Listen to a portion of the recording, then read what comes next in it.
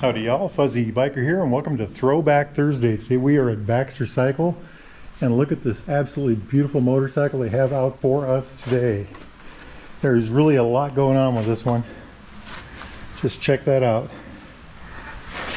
Absolutely gorgeous. Triumph 6T, 1952 6T. Look at that whole front end there. So what is it? Well, it's a inline twin, 650cc about, single carburetor, 4-speed, rigid frame, kind of rigid. We'll get back to that in a minute. It's got the telescopic forks already, 52. Drum brake on the front. Now look at that drum. Kind of a little baby drum, isn't it? There's a lot of, it's a very good looking motorcycle, especially through here in my mind. I love what they've done with all this right here. But anyway, back to the engine. Looks like a magneto generator. Let's hop over here to the other side. I think that's a magneto. If anybody knows any different, get a hold of me. Mark in the, say something in the comments. Okay, generator right there.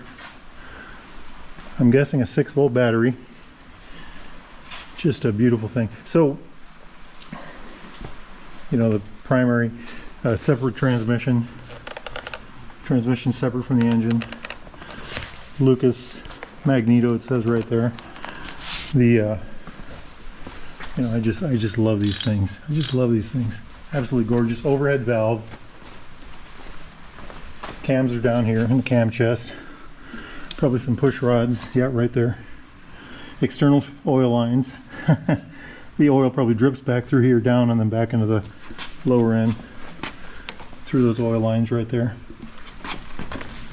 Looks like about the same thing there. So pressurized up to the head. As a matter of fact, here's some oil lines right here. And then anyway, so kind of neat, isn't it? Look at that air filter. I'm guessing there's supposed to be a connection there, right there. That's actually one of the trademarks of this year, is that hole in the frame for the air filter. I think it's, I can't remember, 50s, well, through the 50s anyway. Oil tank right here. It's a dry sump engine. Kickstart only, of course.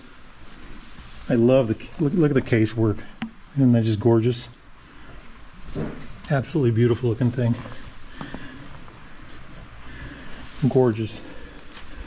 So let's look at the rear hub of this thing. That's kind of an interesting thing. I've noticed these before. They've jumped out at me before. Look how big this is. Look at my hand size there. And I thought, well, what's going on here, Why is it like that? And what I was told was it's an integral suspension system. They, instead of putting shocks on here or doing something like that, they kept the rigid rear end, but they designed a hub that would absorb shock. And that's why that's so massive like that.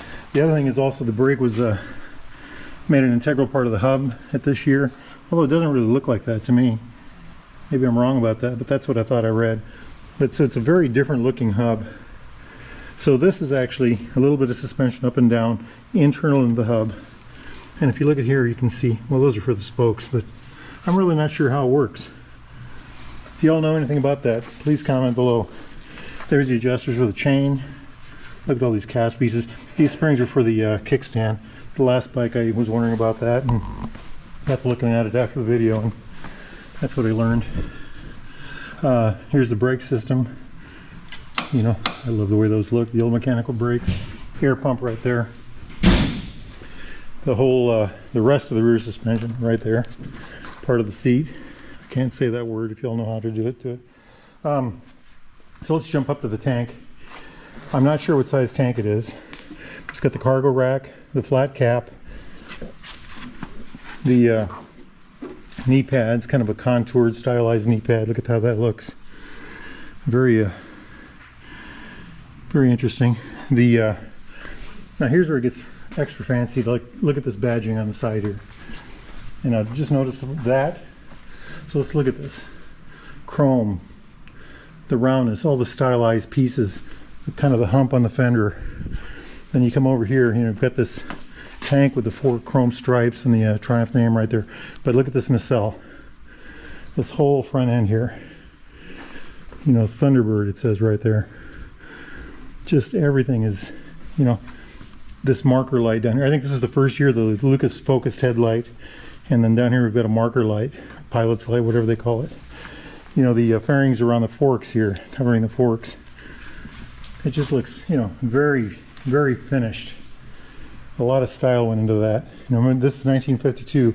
52, you know, we're getting the beginnings in America. We're getting the beginnings of the, you know, the early Chevys. The later in the 50s, we get the 55, 56, 57 Chevys. You know, a lot of triple colored paint jobs and things like that. So we're kind of getting in the beginning of that with this.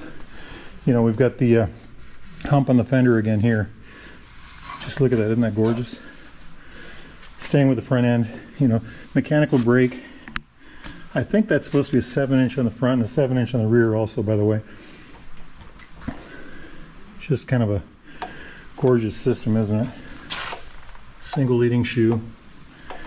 My understanding is you unbolt this, you get a flat, you unbolt this, you push this down, you use this as a stand to jack up the front of the bike while you fix the tire. Very interesting design. Isn't that just gorgeous? And again, here's the air pump, made in England, it says. Okay, jumping up here. On this side, we've got the clutch lever, probably a horn. I don't see a compression release or anything like that. Steering dampener. High lows is my guess, right there. Not sure. Some sort of primitive cruise control. The brake, of course. Off, low, high for the lights. Not sure what that is. Amp meter, Smith gauge right there. Probably, yeah, chronometric. There's a guy in just miles from here that works on this smithworks.com, I think is his website. But look at that. Look at the detail in there. Little shift marks for second, third, fourth. Very neat. Isn't that just, you know, that's a very interesting look through here. You know, let's sit on that once. Just interesting place to be. You know, very narrow handlebars, by the way. I like it. Look at that. You know, chrome and stylized and just everything's right there. Very neat. Very neat. I like it. I like it a lot. One of the things I read about these engines is that it's a T6 means it's got the 650 engine. A T5 has a 500 engine. T6 has the, or 6T, 6 means the 650, T stands for Triumph. But these are low compression engines. And Randy, one of the owner here, was telling me that he loves these because these are the top ends, or bike's easy to kick because it's the lower compression. And it just always starts easy to run, doesn't try to tear apart the bottom. Just a good solid machine in that sense. Isn't this just beautiful? Look at this. That looks like a regulator up in there. I think we saw that on one of the other bikes. I just love all of this. It's just an absolutely gorgeous machine. Pea shooter pipes. This little bulge right here. I like it. I like it a lot. An absolutely gorgeous machine. Just a lot to look at here, isn't there? Look at how that's all done.